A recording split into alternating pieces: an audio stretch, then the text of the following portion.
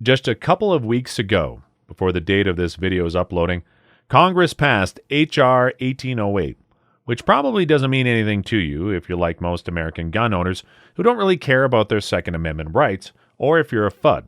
If you're a gun owner and you don't even know what a FUD is, then there's a pretty good chance that you are a FUD. But I digress. The House passed H.R. 1808 last July 29th, which would ban assault weapons for the first time since 2004, which shows how desperate the Biden administration and their anti-gunner allies in Congress have become. It has finally come to the point where they're not hiding their intent to ban guns anymore. H.R. 1808 passed in a vote of 217 to 213, with 2 Republicans voting for the bill and 5 Democrats voting against it. So what is H.R. 1808, and why should you worry about Congress passing it? Authored by Republican David Cicilline, H.R. 1808 would criminalize the sale, manufacture, transfer, possession, or importation of a ton of different guns. What guns are those, you may ask? We'll get into more detail later. Suffice to say for now that it's such an exhaustive list of guns that when I saw it, I had to wonder, besides single-stack 1911s, revolvers, pump-action shotguns, and all rifles and handguns with magazines retrofitted to accept only 10 rounds of whatever cartridge they're chambered for, will Americans be allowed to purchase anything else? The answer is unfortunately no. They're practically banning all guns that come out after 1911, if you ask me. Theoretically, if the Senate passes this bill, you can go to prison if you own a gun with a Picatinny rail somewhere under the front end. Why? Because you can attach a forward grip to it, and the bill specifies that all guns that can accept a forward grip will be banned. Thankfully, at least until the midterms, we can all take it easy. There are currently only 50 Republicans, 48 Democrats, and 2 independents in the Senate, which means assuming all 48 Democrats and 2 independents vote for the bill, it'll require at least 10 of the Republicans for it to be signed into law. But there's no telling how many more Democrats will be voted into the Senate after the elections this November 8th. Assuming the absolute worst-case scenario, we really only have up to January 3rd of next year to purchase any of the guns that will be banned by H.R. 1808. And by that time, who knows what guns will still be on the shelves at gun stores everywhere. Time is of the essence. If you see yourself needing a modern firearm in the foreseeable future, it's imperative that you buy one sooner rather than later. In this video, I'll share my list of the top 3 guns to buy before the election. Number 1, rifle. All semi-automatic rifles that can accept a detachable magazine and provide an option to attach a forward grip or a pistol grip will be banned. If it has a folding stock, a telescoping stock, or a detachable stock, it will also be banned. And if the barrel has a shroud, or if the barrel is threaded so that it can accept a suppressor, a flash hider, or a muzzle brake, it will also be banned. Oddly enough, H.R. 1808 will ban rifles that allow for a grenade launcher attachment, but there wasn't a single mention of a shotgun or a bayonet attachment, so those won't be banned? Now, some of you might think semi-automatic rifles with a fixed magazine will be exempted. Unfortunately, all rifles with a fixed magazine that can accept more than 10 rounds will be banned too. Other things to consider are all the fire accessories that will also be banned. These include pump fire stocks and or any component, device, or attachment designed primarily to accelerate a firearm's rate of fire, even when the accessories in question won't convert the firearm from a semi-automatic to a fully automatic. There's a 100% guarantee that H.R. 1808 will ban everything that resembles a military rifle. If it looks anything like an Armalite rifle, a Kalashnikov, a Bushmaster ACR, or even something as weird as a Calico Liberty, and it chambers a center fire cartridge, it'll be banned. So if you're looking to buy any kind of rifle that resembles any of the ones I mentioned above, you should buy it ASAP. If you have very little money, let's say you have maybe $400, and you want a good all-around semi-auto rifle chambered by the 5.56mm NATO, and that's really all the money you can spare, I recommend you do a little bit of research on cheap Frankenstein AR-15 builds.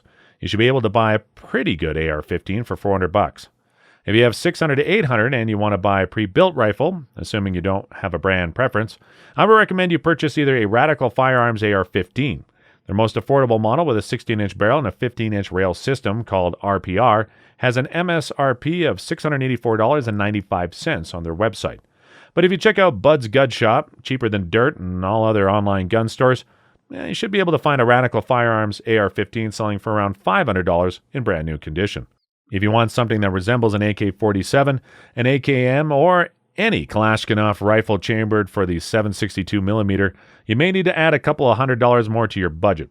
What's arguably the best bang for the buck Kalashnikov rifle derivative you can buy at the moment is the Zastava ZPAP M70.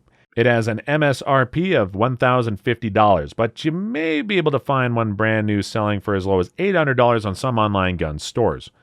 If you can't find a Zastava ZPAP M70, you can go for the Century Arms Wazzer 10, which has an MSRP of around $800 and a street price of around $600. Quality-wise, it's not as good as the ZPAP M70, but it still will be nice to have it if all the Kalashnikov rifles get banned. Whichever semi-auto rifle you decide to buy, make sure you purchase as many 30-round magazines as you can. Don't forget that all sorts of barrel attachments, pistol grips, and military-style stocks will be banned too, so you should look into purchasing as many of those as your budget will allow. Number 2, shotguns. HR 1808 will ban a ton of different shotguns. In fact, because of how it describes all the shotguns that will be banned, HR 1808 may end up banning more shotgun models compared to the ones banned by the 1994 assault weapons ban from the Clinton era. This is because there has been a lot of semi-automatic shotguns produced in the last 18 years after the 1994 assault weapons ban expired, and more than a few of those can hold more than 5 rounds in the mag. To be specific, if a semi-automatic shotgun is a folding stock, a telescoping stock, or a detachable stock, it'll be banned. It also has a pistol grip, it'll be banned. If it has a magazine capacity more than 5 rounds, even if it uses the traditional shotgun's fixed tubular magazine, as long as it's semi-auto, it'll be banned. Some of these high-capacity semi-automatic shotguns include a Remington M1100, the Mossberg 930 series, and the Beretta 1301 series. The only exceptions to this 5-round capacity restriction are pump-action and lever-action shotguns. Don't forget that some magazine-fed and drum-fed shotguns will be banned as well. All semi-auto shotguns that can accept both a detachable magazine and or a forward grip will be banned. This means if a shotgun has a Picatinny rail in front, since we all know that a Picatinny rail can accept a forward grip, well, there's a good possibility that it'll be banned. Lastly, as with the 1994 assault weapons ban bill, all shotguns that resemble the Striker 12 or the Street Sweeper will be banned. And what shotgun should you buy then? If you want a semi-auto shotgun that comes with a capacity of more than 5 rounds out of the box, and you don't care for detachable magazines, you can look at the Mossberg 930 series and the Beretta 1301. The problem with shotguns from either company is their price. The most affordable Mossberg 930 has an MSRP of $800, while its Beretta 1301 counterpart has an MSRP of around $1,300. However, if you want literally more bang for your buck, I would recommend you look into a 1919 AR-style shotguns. These are mostly value-oriented semi-auto shotguns that are capable of much quicker reloads due to their detachable box magazines.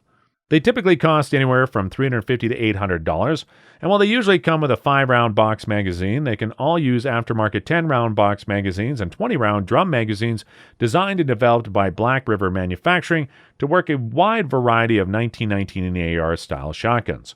The only downside to them is, compared to traditional semi-auto shotguns, they can be a bit bigger and heavier.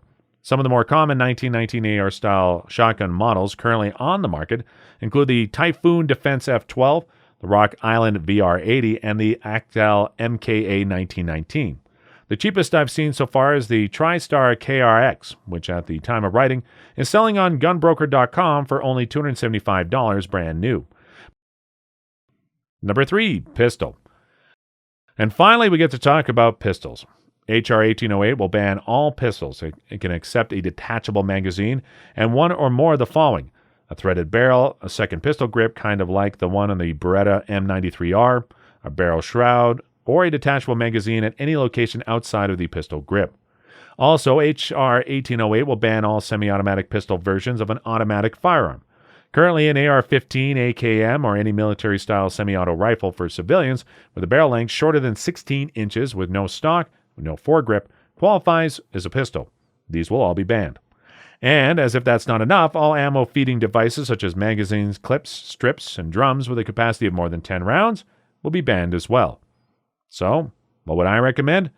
Considering the Democrats are hell-bent on banning military-style weapons, I would recommend you go for a polymer-framed handgun with the highest magazine capacity for the cartridge you can shoot all day without you getting sore.